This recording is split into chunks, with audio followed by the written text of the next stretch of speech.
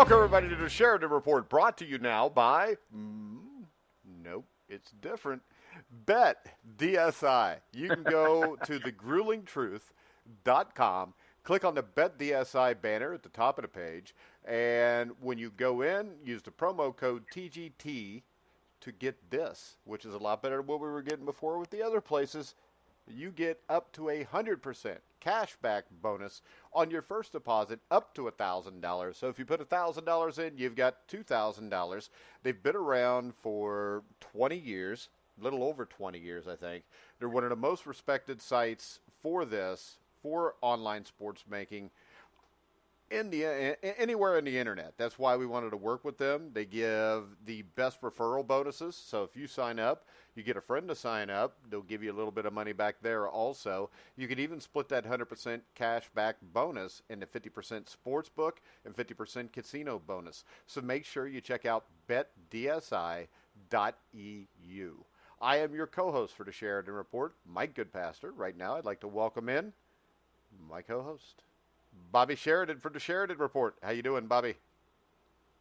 Hey, I'm doing okay, Mike. And, last night's NBA game was a good one to watch. The Warriors made the adjustments they had to make, and I figured they were going to play a big game too. And, hey, we got the Warriors the Raptors in the series. We got plus 255, which you can still, even at 1-1 losing home court, the Raptors are still only plus 245.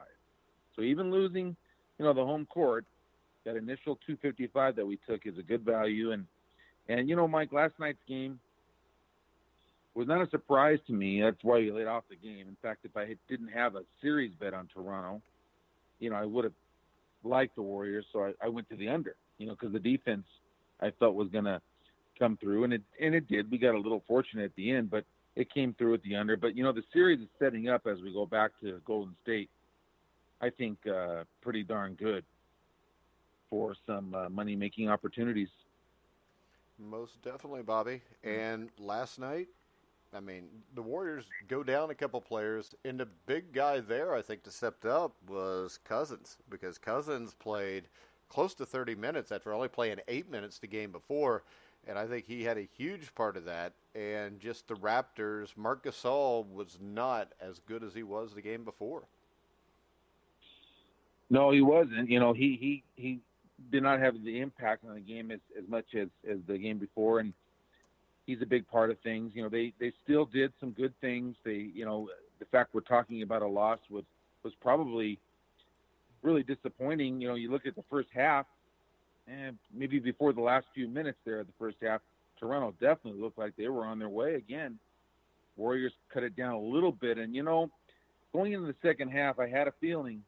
Those first 5 minutes, Coach Knight, Bobby Knight, our guy we love, he used to say the most important minutes of the game were the first 5 minutes of the second half. Trailing, leading, whatever it is. And, Golden State obviously won that. They scored the first 18 points. So, good, competitive series, Mike. We knew that. We're going to go to Golden State now and set up Game 3. I've got a special Game 4 coming up. I think I've really found something for Game 4. So I don't know what that does for us on Wednesday night. We'll have to check in Wednesday and see where things are sitting. But right now the line for that game is the Warriors are 6, and the total is down to 212.5. And one thing I will say is that Toronto was 2, so that's in Game 2. So that's an 8-point swing. So they're giving a lot of respect to Toronto there, not the full 10, 11-point swing that we usually talk about from venue to venue. So I think, odds makers definitely giving Toronto a lot of respect at Golden State in Game 3. All right, Bobby, you want to go to the NHL? Let's go to the NHL, Mike. What do you got? Who cares what I got after Game 3? But Game 4 is tonight. The Blues are down 2-1. They'll be back at home in St. Louis. Jordan Bennington will be back in net. And the Blues believe that his newfound porosity was a fluke. You like that word, Bobby? Look it up. And Oscar Sundqvist will also return after serving his 1-game suspension. The thing that struck me was the Blues coach spent his off day basically complaining about the officiating. So there's two questions. Is it desperation, or you talked about Bobby Knight? Is it just good old-fashioned working the refs? I think why can't it be both here, which is what I think it is. Now, the Bruins have outplayed the Blues in 7 of 9+ periods in this series. And it might be because they're better, and I think they are, but I thought that coming into this series, and I still thought the Blues would find a way with Bennington. And Bennington, when he had problems in the last series and the series before, he stepped up after his worst games. Now, through 3 games, the Blues have been penalized 17 times. They've been shorthanded 14 times. Compare that to just 10 power play chances for St. Louis. And I think that's why you get St. Louis complaining about the officiating. And I think the officiating has been bad.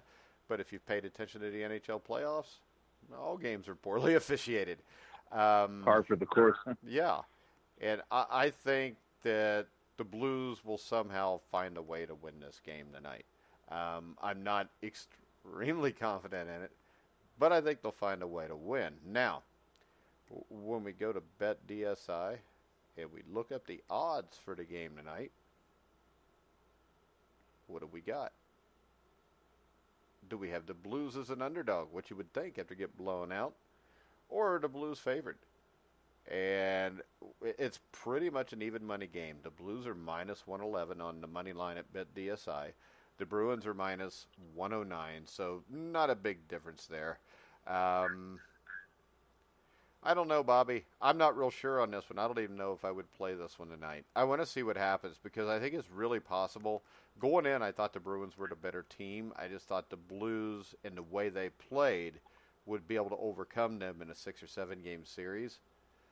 So I don't know. What's your suggestion, Bobby? I'm kind of at a loss here because I don't believe in the Blues enough tonight to really say just bet them to win the game. Yeah, well, I think, they have to win it. There's your desperation because if they fall down, 3-1, this series is over. And I think they have to – I think the work on the refs part is exactly what you said. The penalties have gone against them, the power play opportunities, and they know that they need those to be successful. I think, without being a guy that watches and really understands and bets hockey, I think the Blues are in the right spot. They're in the right position tonight. So to me, it would be the Blues or nobody. And I think you're getting a fair line there at minus 111. Mine here on SBG Global is minus 123. So with St. Louis. So you're getting a good price there on St. Louis. I would give the go-ahead. It's the right spot for them. And I also think at plus 270 on the series is pretty good because if they tied this up tonight, those odds are going to go down into the 100s again, plus 145, 155, where they were to start the series. Yeah. So and mybookie.ag, they're like minus 120. So the comparison is this. If you're going to bet this game, you want to go to Bet DSI anyways because you're getting the better odds on the Blues here if you want to bet the Blues. So, and if you use the promo code TGT100, you get a 100% cashback bonus there. So it's almost a free bet. Yeah. It is a free bet. You stick $200 in, you got 400. You stick the free bet on the Blues. Yeah. They're minus 111. That's a good price. What is the total? I got 5.5 on mine with the under being favored. I've got 5.25. I don't know what the hell the difference is between 5.25 and 5.5. They probably it's probably the same. And what is it? Minus 145 on the under? No, we are actually at minus 114 on the under for 5.25, or minus 104 for the over on 5.25. Oh, okay. All right. So they've got the under slightly favored. So you're getting a pretty good odds there in the Blues and under. I mean, that's the way I would look to play this game. And maybe that's a 2-team parlay that we can give out on the Grilling Truth. And the best place to put it would be there. It sounds like an ad, and it really isn't because we didn't talk about this at all. I mean, it's just a fact. But yeah, it'd be a good game to watch. The hockey's going to get the spotlight tonight. MLB, we're going to go over in a second, has only got 4 games on the schedule, and one of them this afternoon. So there are only 3 games tonight, and there's no basketball and no boxing and no, nothing going on. So I think a lot of eyeballs are going to be on this game, and I think the Blues being down 2-1 at home, with getting those penalty minutes evened up a little bit of desperation, maybe the refs will, be a little bit wanting to continue that series to go to 2-2. But anyways, I don't know. I don't follow it enough, Mike. But I know you've told me the Blues have a good shot in this series. So as long as that's true, then why not have them even it up tonight? All right, Bobby, you want to talk a long, lengthy Major League Baseball schedule tonight? Sure, Mike. Well, you know what? You three-team parlay, you don't have a choice. You only got 3 games. No mix and match today, Mike, but I do like 2 dogs, and there's a game to talk about that did not have a line. So let's go to that one first. It's a 105 Pacific start, 405, and this was not on my report, but there was no line in this game, and in fact there was no starter for the Angels, and they're going with an opener, Cam Bedrosian. And the Angel bullpen has been a strength of theirs. There's 2 strengths the Angels have: their offense, the fact that they don't strike out, they lead the league, fewest amount of strikeouts, which I think is huge, especially in today's game where everybody strikes out. That's a really nice stat for them. And then their bullpen. So if they get an inning or 2 from Bedrosian, and then they're going to hand it to Cahill. And Cahill's a guy that if you followed along, we've tried to bet on him 3-4 times and been unsuccessful. And then one time we bet against him, the Angels won that night. He pitched pretty well. That was at home, I remember. And so we haven't hit him. Maybe using him right after the opener wouldn't be a bad move. Here's the thing. The Angels are a play today, if you want to, because the Cubs, it's a fade on the Cubs. The Cubs are a fade, meaning it's a bet against on them as much as it is a bet on the Angels. But the Angels are playing their best baseball right now, although it's hard. They've played 18 straight games on the West Coast. So between home games and then games with Oakland, Seattle, and so on, they've played 18 in a row. They're going to travel to Chicago for one day, one game, and then travel back. They have a home stand they're opening tomorrow night in Anaheim. So this is a really tough trip for them, and that's why MLB gave them the 2 extra hours. It's not an 11 o'clock start Pacific. It's 1 o'clock. They have their A lineup out there. I checked that. They've got all the guys out there that normally would be playing, and it's a National League game, so they'll lose the DH. Pujols, I think, is playing first base. So I think the Angels are a play. I think the fate on the Cubs is there because Lester has a 10 ERA his last 3 starts. Their offense is bogged down a little bit, and they've lost, I believe, 4 out of 5, 5 out of 7, something like that. So if you're going to play, you got to play the Angels, and that would be your discretion on the travel and the one-game deal. I'm probably going to put a small bet in here on the Angels, nothing significant. And we'll go on to what is on my report. There is a game I want to talk about. I'm going to leave one off, and that's I have the Houston Astros and the Mariners. I have an opinion there. Seattle's possibly got a pitching change for Wade LeBlanc, so we don't have an updated line there. But the line was 140, I believe, on Houston when it was Martin against LeBlanc. So anyhow, the game I do want to talk a little bit about is the Dodgers and the Diamondbacks, Mike. And we got the D-backs as a medium-sized home dog. This is an interdivisional rivalry. What did it got them on that one? I've got here, they got the Dodgers minus 137 and the Diamondbacks plus 127, a 10-cent line. Yeah. You have a 10-cent line there? Yeah, plus 127. Great. And minus 141 for the Dodgers on Bet DSI. Oh, so there's a 14-cent difference there. Yeah, I just noticed that. Okay. 14 cents is okay. 10 cents is what you want. That's a lot more manageable over the course of a season in terms of money. 20-cent line is really bad, and that's what my bookie was. 20-cent line on the baseball is not advantageous, but I'm glad to see we're getting a better price, better swing there for our fans. But the Dodgers, are looking for the pitcher maybe that we could fade. And I thought maybe that was Rich Hill, and it might be, but maybe it's Walker Buehler. We talked about this. We beat him in the last start. The Mets beat him.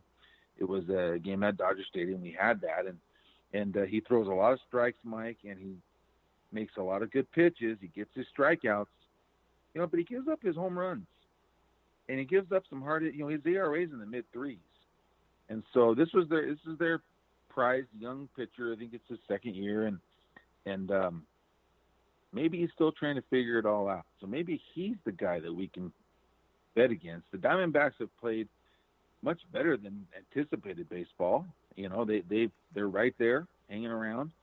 And here's the key. Robbie Ray, strikeout pitcher, left-handed. the last 3 left-handed starters the Dodgers have faced it fared very well against them. In fact, Jason Vargas, soft-tossing type left-hander, just limited them to 1 run over 7 innings. And the start before that, Steven Matz went up against Buehler and beat him.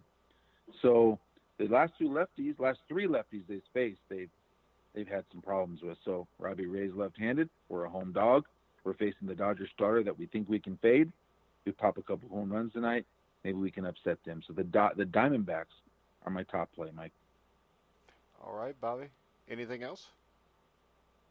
Well, yeah, ATP. You know, we got the French Open is getting closer, and tomorrow's got I really like one of the matches tomorrow, Mike. And we split today. We had Zverev at plus 115. He got it done, so we made a little bit of money there. The story for us with the French Open has been so close yet so far. You know, we're maybe, I don't know, this is off the top of my head as an example, we're maybe 5 wins, 8 losses, or 4 and 8, or something like that. But we have hit a couple 2-to-1s plus 200s. We're not minus too much money, but we've been so close to popping. You know, these 5 sets versus 3 sets are a big, big difference. And we got a match tomorrow. There's one each of the next 2 days. Now that we're getting close, we're getting to the quarterfinals, the final 8. And I think we have a big shot at an underdog price on 2 matchups. And we'll go over those, or maybe the report would be a nice incentive to get the report, because I think we can come up here at the very end and have a profit on the French Open. And then yesterday, I do want to point out, we had Cantlay at 14-1. We did release him on last Wednesday night, the night before the tournament started. We got 14-1, and it came through. So that was, you got to hit those sometimes. And we had that, and we were 6-2 on our matchups, 7-3, something like that on our matchups in the PGA. So maybe we're getting hot there. So the early risers are doing fine. Looking for baseball to jumpstart this week. So maybe tonight with the Diamondbacks. All right, Bobby. And Mike, can we go to our on this day type stuff? Yes, we can. I want you to talk about, this isn't really an on this day, but it's the same idea. Our last show we did was Saturday. We talked about moments in sports. That was branched off of something from on this day that we were talking about. And then, lo and behold, Saturday brought us one of those moments for Ruiz. Would you talk about it, Mike? Yeah, I mean, we had, what was it, somewhere between 10 to 15-1 underdog. Andy Ruiz won a portion, or a couple portions of the heavyweight championship Saturday night against Anthony Joshua at Madison Square Garden. And this is what we talked about. And I watched this fight. I watched all the fights. I watched the undercard. It was good. But I'm just sitting back watching this because I think, Andy Ruiz, he's overweight. And I respect his boxing abilities. The only loss was to Joseph Parker. Close fight. Joseph Parker's probably a top 5, at worst top 10 heavyweight. So I did have respect for him. I didn't have respect for the fact that he weighed around 270 pounds. And the first 2 rounds go by, and it's fairly even. The third round, Ruiz gets dropped. And then he gets hurt again as soon as he gets up. And I think, well, hell, this is what it's going to be. And then all of a sudden, he throws a punch. And everything changes. And the next 12 to 15 minutes are 12 to 15 minutes that people will talk about 100 years from now. And Andy Ruiz, much like Leon Spinks before him when he beat Muhammad Ali, James J. Braddock. I mean, this is the point. James J. Braddock did this to Max Baer, and he was a huge underdog. And 70 years after that, they made a movie about the fight called Cinderella Man. When you look at this, it's what are you going to call it, Snickers Man? Yeah. And the thing about it, though, is when you look at this, the thing that's special about boxing, and what's always drawn me to boxing, and why I think boxing, even though people always say it's going to die, it's going to kill itself, it's never going to die, because moments like this happen. Moments like this don't happen in the Super Bowl. You may have a big underdog like the Patriots beat the Rams, or the Jets beat the Colts, but those teams were teams that earned their way to get there. boxing is the one sport where you see guys, as an example, like a Buster Douglas, who's a 42-1 underdog. He's a lower top 10 guy. You see guys like Andy Ruiz get shots out of nowhere on 4 weeks' notice. And this is the script from Rocky. This is why Rocky struck such a chord in this country, because in boxing, this can happen. You could be a guy that is down on your luck, working a regular 9-to-5 job. You're a professional boxer in your spare time to bring in money. You got a decent record. You're a decent fighter. And then all of a sudden, 4 weeks out from a championship fight, you get a call and they need a replacement. And you're safe, so they're going to take you, and you get your shot. And you don't just get you get a shot to be the heavyweight champion of the world.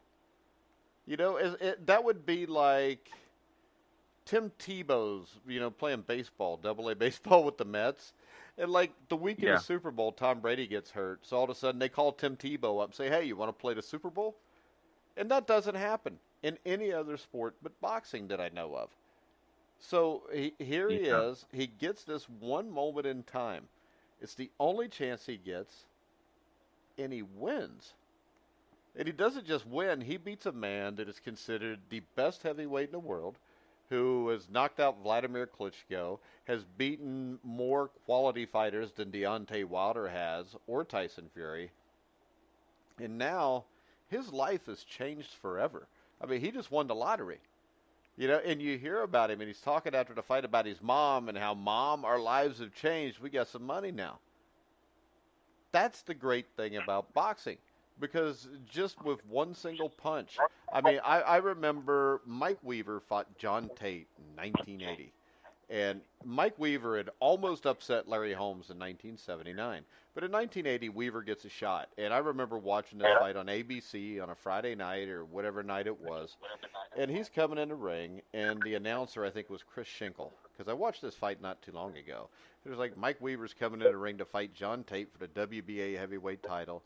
This is probably the last shot he'll get, because he got the shot against Holmes and lost. There was only 2 belts then. Holmes was considered a real champion. But Tate was a partial champion, and he's fighting Tate. It's his last chance. He gets his ass whipped for 14 rounds. And with 45 seconds left, he lands one punch, and he becomes the heavyweight champion of the world. He defends it a couple times after that, but his entire life has changed from that one moment. And the thing about boxers is, boxers, for the most part, 99%, grow up poor. So this is their one chance to really be able to do something special, because when you grow up with all the disadvantages, it's hard to get an equal shot at something.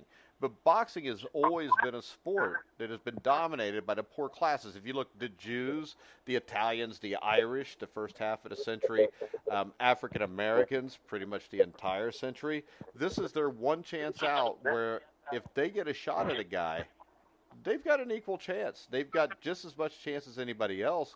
And with the heavyweights, we've seen this, like I said, with Leon Spinks, Buster Douglas. But the thing that strikes me about it is this. When you look at the great heavyweight upsets, the first one that really comes to mind is Gene Tunney, Jack Dempsey.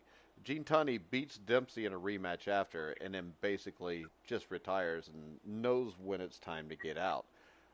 Max Schmeling beats Joe Louis. Next fight, Joe Louis destroys Max Schmeling in a round. Ali beats Liston. Ali, of course, goes on to be one of the greatest of all time. So I don't even think because of that Ali even qualifies for this conversation, because he was an underdog because people didn't like him because he was a loudmouth.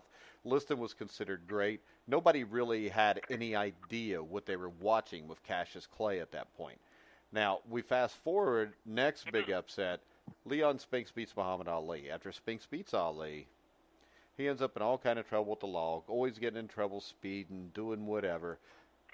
You go to September of 1978, he gets dominated by Ali. He's out. Buster Douglas, 42-1 underdog. This is a man who quit a year before in a fight against Tony Tucker. Nobody gave him a chance. He won. Buster Douglas, after that win, ballooned up like 15 or 20 pounds, lost the title right around the Holyfield. But the thing is this, his life changed so much, and I think this is the question with Andy Ruiz. You go from being basically a non-entity to maybe the most famous person in sports at that time. Buster Douglas was a guy that was on the Johnny Carson show after that. He's on David Letterman. He is a referee at WrestleMania. I mean, everybody wants him then. His life is different. Now he's got money to do whatever he wants to do, and that can take the hunger away from you. And you look, Lennox Lewis got upset by Oliver McCall and Hakeem Rockman. McCall defended once and barely beat an old Larry Holmes after that. And then he gets destroyed by Lennox Lewis. And then you got Hakeem Rockman, who lands a one-punch lucky shot, knocks out Lewis. Next fight, Lewis knocks him out. So the question with Andy Ruiz is, he had that one moment that sets him apart, that makes him remembered. So what's he do with that from here? Because from what we've seen in history, outside of Tunney, who retired right away, and Gene Tunney was already a legend as a light heavyweight, so I don't think it's really the same thing there. Same thing. Michael Spinks upset Larry Holmes, but Michael Spinks was already an all-time legend. But with guys that aren't those, you got one choice. The only guy that did this and pulled it off and became a legend was Muhammad Ali.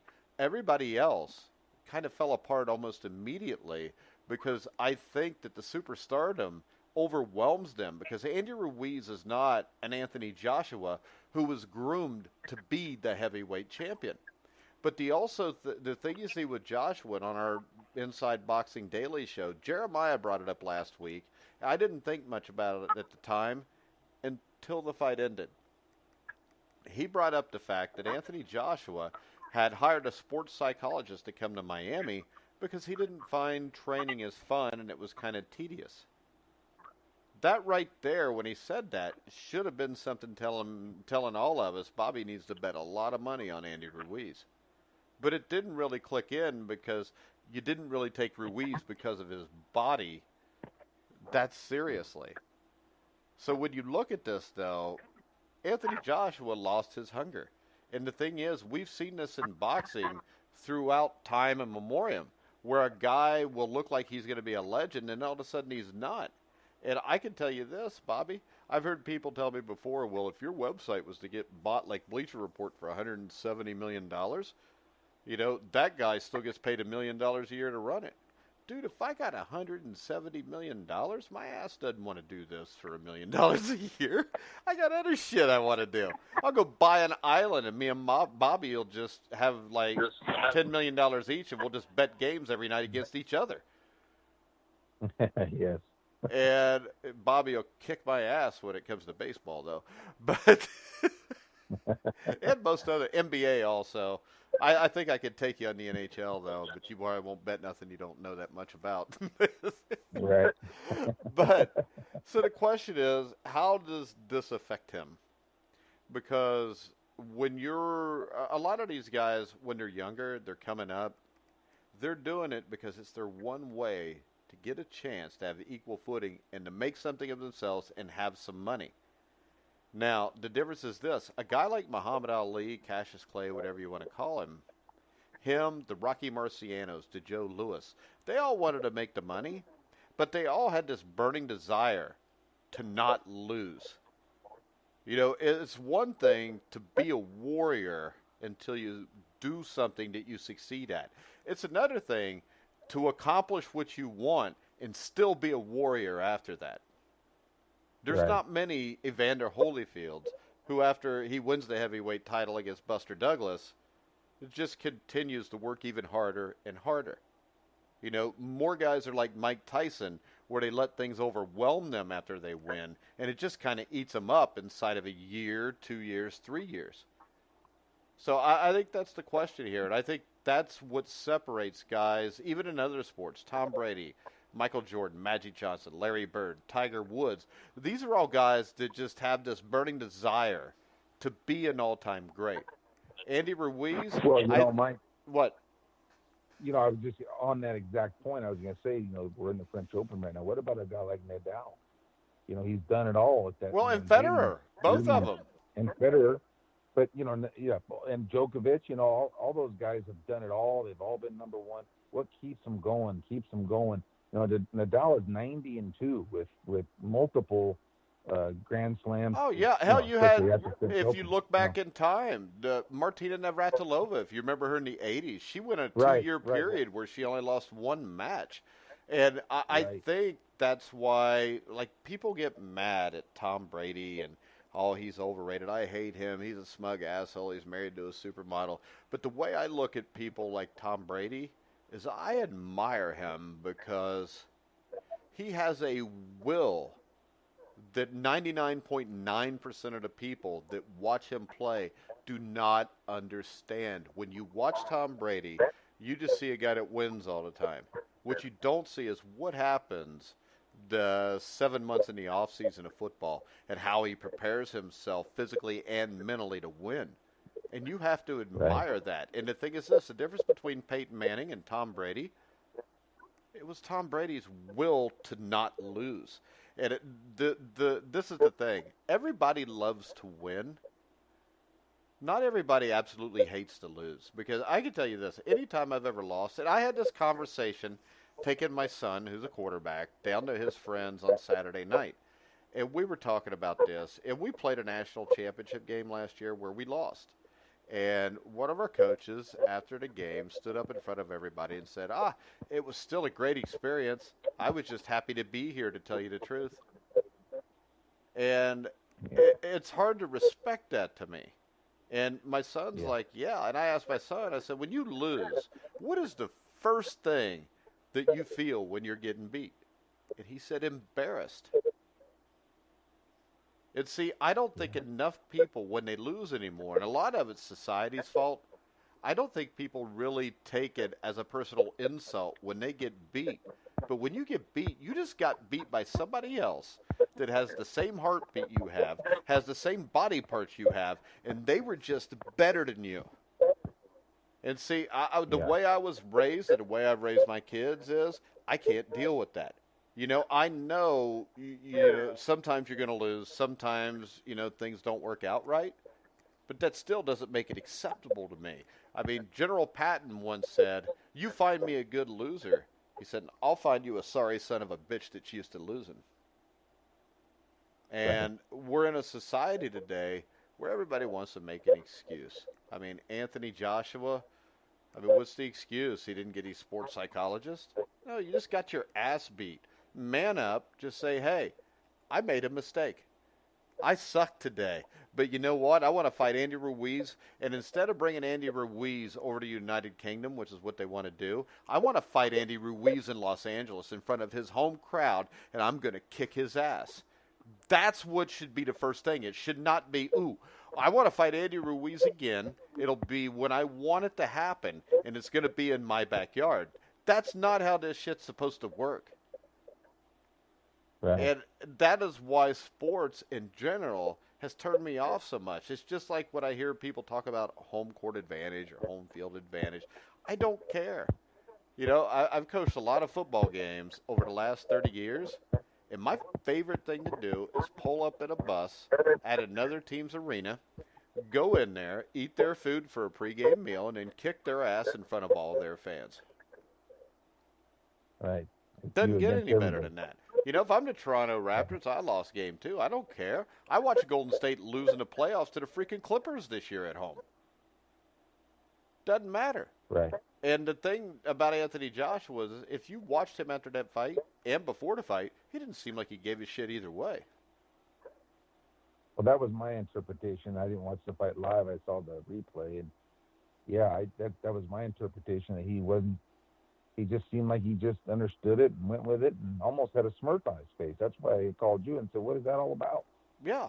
So either it was fixed or he just didn't give a shit. And I think he just didn't give a shit. I don't think he cared as much as Andy Ruiz did. And when you get one guy, let's face it, Ruiz is still probably bottom of a top 10 heavyweight.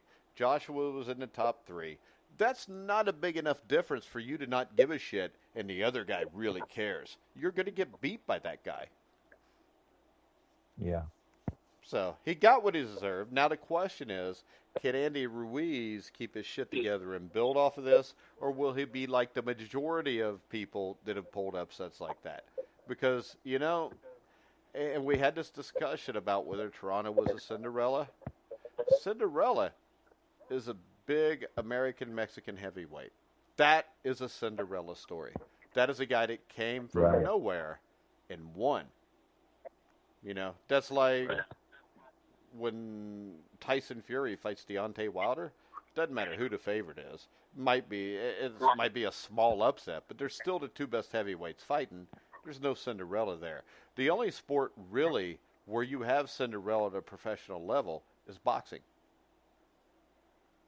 Right. Which is why it's called Cinderella Man. But that's all I got. Hey, good stuff, Mike. I appreciate that, and like I said, I just watched a little bit of the. Well, we got a comment from Lucas real quick. We can't ignore Lucas. Lucas says, as a coach, you should try to win always. And when you lose, it should hurt because you don't know when the next opportunity will come around to compete, whether it's in a Super Bowl, NBA Finals, World Series, Stanley Cup, whatever. Now, I can tell you this, Lucas. I also take offense if I'm playing Monopoly with my kids when they're 8 and 10 and they beat me. And they never did because I never let them win at anything. And that's the thing my father taught me. If you're going to beat me, you're going to earn it.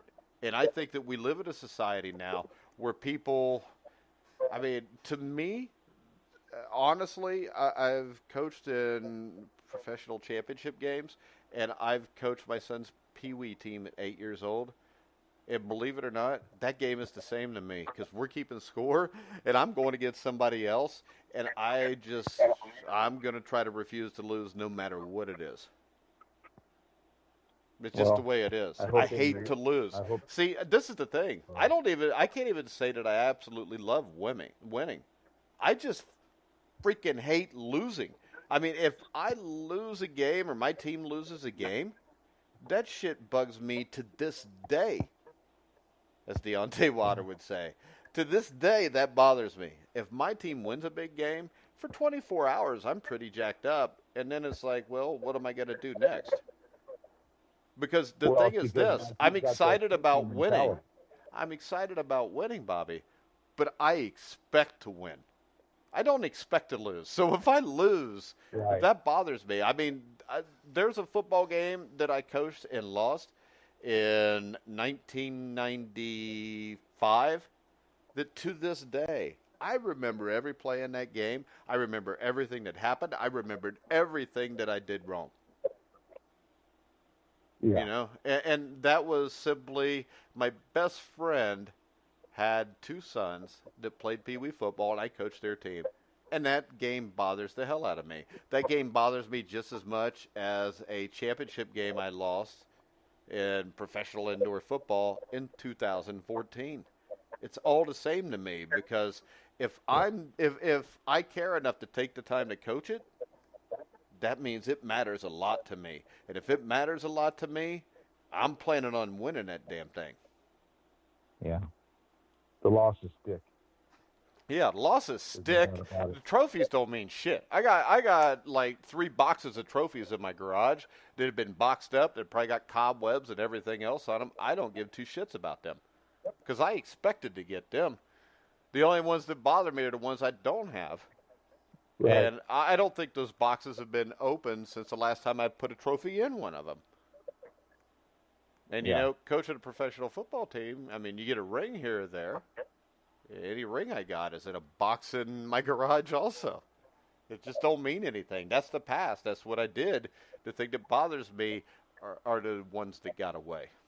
And the ones that got away are the ones that drive me in whatever I do to be better than whoever else is trying to do it.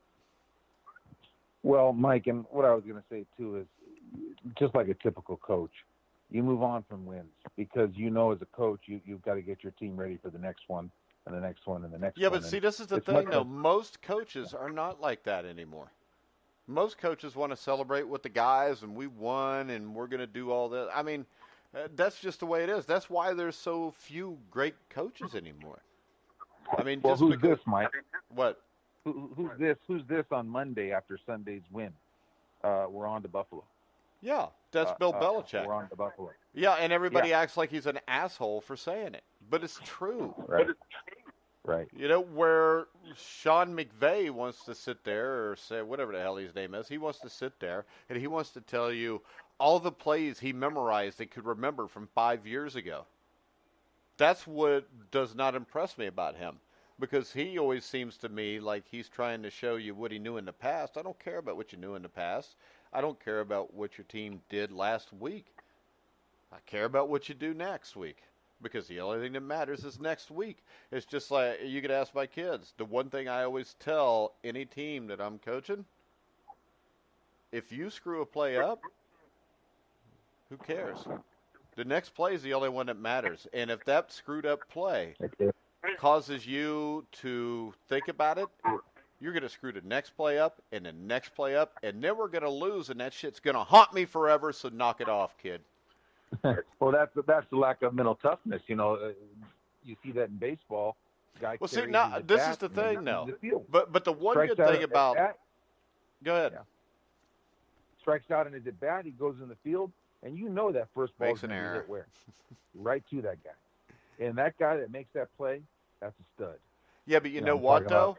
The kid that lets the play eat him up, I don't have a problem with that kid because if I can teach that kid to let it go, that kid cares so much that he screwed up that he's going to be a great player. The only thing is this. Custy Amato used to always say this about Jose Torres, Mike Tyson. He would tell them that fear was like fire.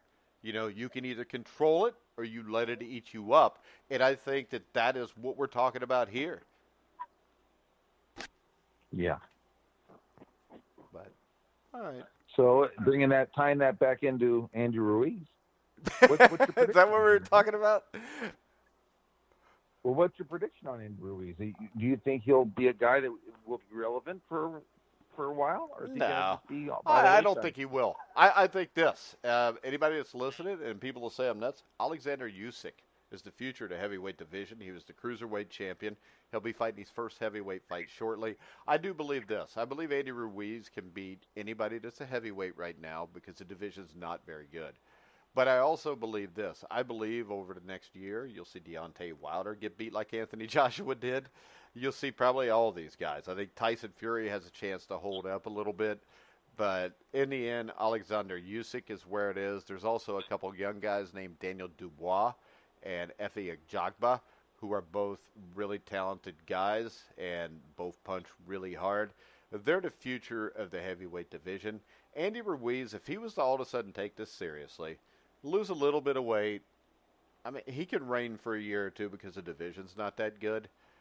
But the question is going to be, does he completely shit his pants, party too much, weigh 280 pounds when he comes back for a rematch and gets beat by Joshua? What I would like to see him do is, even though he got a rematch clause, refuse to give Joshua a rematch. Go fight somebody that's ranked in the bottom part of the top 10, make a couple extra $1 million, and then go back and fight Joshua and get paid big time. That way he can make as much money as he can off of this. Yeah, that would be nice. And, you know, Deontay Wilder, if he was listening to you talk, he would probably say, hey, good pastor, you know, did you forget about me? No, because I've talked to Deontay Wilder before. He's been on our show before. And I've talked to Mark Breland, who's his trainer. I think that he is a one-trick pony. He hits really hard. But as we saw with Tyson Fury, if he can't knock you out, better boxers are going to beat him. And Fury, he's going to fight Luis Ortiz. Ortiz has a puncher's chance. And then he's going to fight Fury. And Fury is the best of the guys that are at heavyweight division right now. And he's probably the most entertaining outside of the ring. And I like Fury. I don't necessarily think he's any good either because I grew up watching Larry Holmes and Muhammad Ali, Evander Holyfield. Those guys were legends. Lennox Lewis. These guys are nowhere near those guys. But I think overall for sports, and Lucas is listening, the biggest sports moment of this year was Andy Ruiz. It wasn't Tiger Woods. What about Toronto Raptors? It was Andy Ruiz. It's the NBA. Nobody really cares. Andy Ruiz beating Andy Joshua is a great story. Let me ask you this one. Will we see a Ruiz-Wilder fight? Yeah, I don't think there's any doubt, because the great thing there is the PBC and Al Heyman, as long as if he fights Joshua and he wins the rematch, we'll see it eventually because they have the same promoter, same matchmaker. Oh. So I think what you'll see is if there's a Joshua rematch, it'll be towards the end of this year. Fury and Wilder will both fight again. Then Fury and Wilder will fight in the spring. If Ruiz beats Joshua, I think you could finally have one heavyweight champion by the middle of next year, or by September, with Andy Ruiz or Joshua fighting the winner of Fury and Wilder. All right. Well, I'd like to see that, so we can have just one guy and then go from there. Yep. But all right, guys, we're gonna go ahead and wrap the show up. Bobby, we will be back at 2 o'clock tomorrow with the Sheridan Report. Tonight at 11, me and Jeremiah Pricer will be back with Inside Boxing Daily. So make sure you check us out there. Also, remember, go to betdsi.eu.